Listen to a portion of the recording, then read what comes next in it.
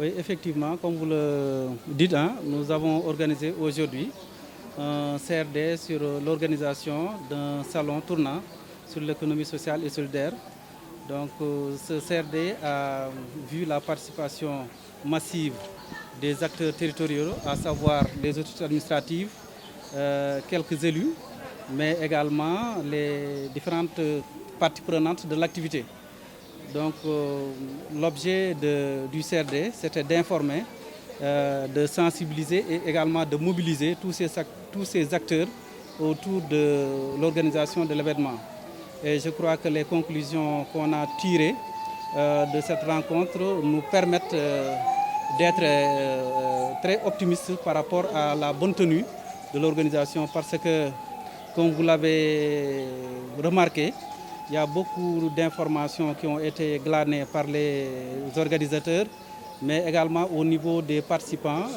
Nous avons enregistré des contributions combien constructives, combien pertinentes, mais aussi capables d'aider à la bonne tenue de l'organisation. Pour les acteurs qui ne sont pas au rendez-vous, des dispositions vont être prises d'abord pour les informer, mais également pour qu'elles prennent également à leur tour des mesures idoines pour participer, accompagner le comité d'organisation pour la réussite de l'activité.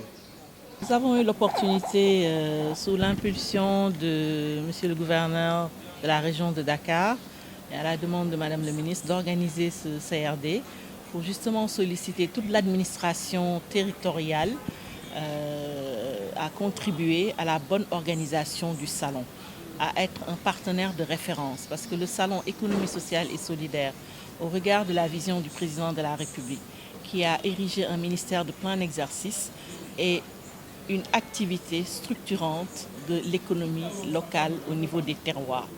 Et nous sommes confrontés à des défis organisationnels où l'administration territoriale a des compétences certaines pour nous aider à les contenir, notamment en matière de sécurité au regard du nombre d'exposants que nous ciblons, qui est de 400, du nombre de visiteurs qui est assez important, 2000 visiteurs par jour, du nombre de pays participants, 3, le Sénégal, la Côte d'Ivoire et le Maroc.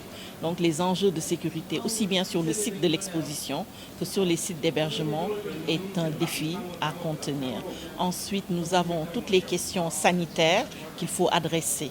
Et là, nous avons besoin de la mobilisation du ministère en charge de la santé, de toutes les structures également qui interviennent pour aider à parer à toute éventualité.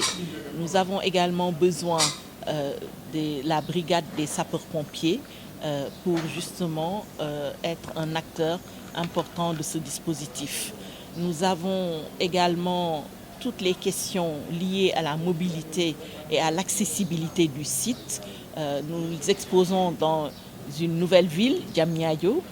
Les problèmes d'accessibilité sont réels et nous mettons en place un dispositif avec les compétences du CETUD pour avoir un plan de mobilité urbaine et mobiliser Dakar Dem Dikk, les transporteurs privés pour aider à ce que cet événement à qui nous voulons donner un cachet populaire, que l'ensemble des zones périphériques puissent avoir accès à cet événement parce que c'est un événement pour tous les Sénégalais également.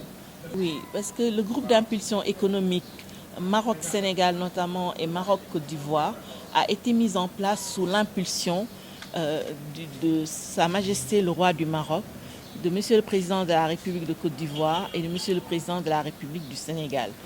Ils ont eu cette vision de renforcer les relations d'affaires entre les trois pays et ils ont confié le volet opérationnel au secteur privé en mettant en place des groupes de travail. 11 groupes de travail, dont le groupe de travail économie sociale et solidaire. Et c'est dans les travaux de ce groupe de travail que l'idée du salon économie sociale et solidaire a émergé. Et aujourd'hui qu'au Sénégal, il existe un ministère de plein exercice, nous avons sollicité Madame le ministre qui assure le portage institutionnel et qui met en œuvre tout ce qui est nécessaire pour que cet événement-là, qui est également un événement phare dans les missions de son département, puisse être un événement de plein succès.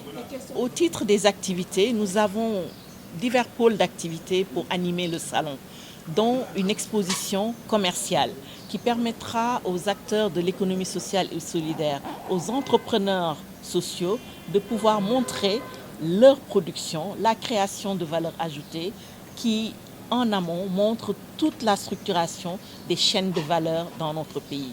Ensuite, nous avons l'exposition institutionnelle qui cible en particulier les institutions de microfinance et tous les secteurs de soutien à l'économie sociale et solidaire, tels que les services de conseil, d'encadrement, de coaching opérationnel, etc.